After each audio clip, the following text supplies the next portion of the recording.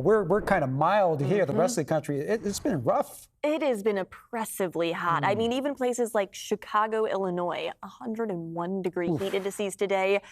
Down to New Orleans, 109 tomorrow. Ouch. And then it heads over to New York City and Boston, where they're going to be seeing those triple-digit high temperatures and feels like indices even hotter than that. So yeah, the heat is on for them, and we're actually going to likely continue to see well above average high temperatures. This is from the Climate Prediction Center. This is our 6 to 10 day outlook. When they look at longer range models, they're likely going to be seeing above average conditions across the southeast throughout the next 6 to 10 days. But let's take a look at California, because we have been feeling well below average conditions to really kick off the entire start to the summer. And we're going to likely continue to see that through the end of the month of July. We are likely going to see a little bit more of that drizzle that we saw early this morning across our North Bay communities. In fact, anywhere from a couple of hundredths of an inch was picked up from Santa Rosa over to Bodega Bay, including Novato.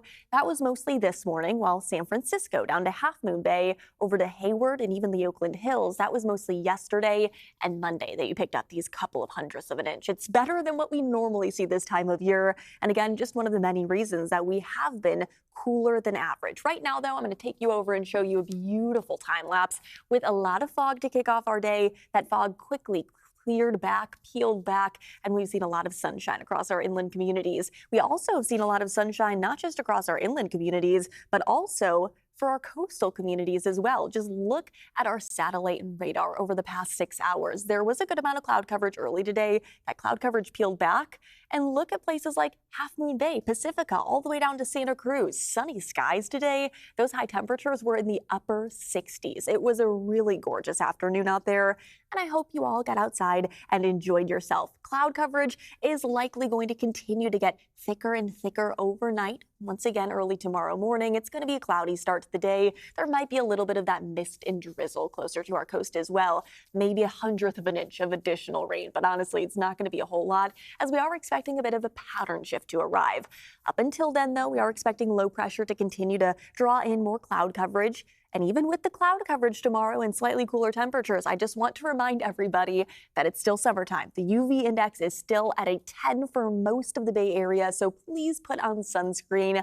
And please put on sunscreen even if you plan on heading to the coast, because those coastal communities, even though there will be a lot more cloud coverage, your UV index is still at an 8. So it only takes about 30 to 45 minutes to burn through the clouds. Yes, you can burn through clouds. So again, just please be safe out there for any outdoor activities. I want you to spend the day outdoors, though, because it is going to be comfortable heat tomorrow into Friday and Saturday. It's honestly really nice for those inland communities sitting in the mid to upper 70s to maybe low 80s tomorrow afternoon, kind of a rinse and repeat into Friday and Saturday as well. Mid to upper 60s to low 70s for areas by the Bay and across our North Bay communities, and then low 60s directly along the coast. So it's all about location, but our microclimate's not nearly as in full of force as they normally are this time of year. Normally there's a 30-degree temperature spread from the coast to inland.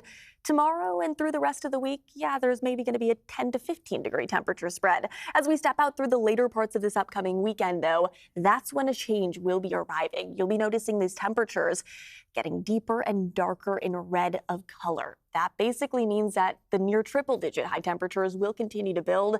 This is by Tuesday afternoon. Continues to get darker and darker as high pressure builds overhead, and we'll be seeing more seasonable conditions returning by as soon as next week. It's not going to be above average, though. It's just back to normal for this time of year. So from the 70s through Saturday to the 80s starting on Sunday, but low 80s at that. It's not going to be back to above average. And in fact, there is no extreme heat on the horizon, which is really great news for this time of year.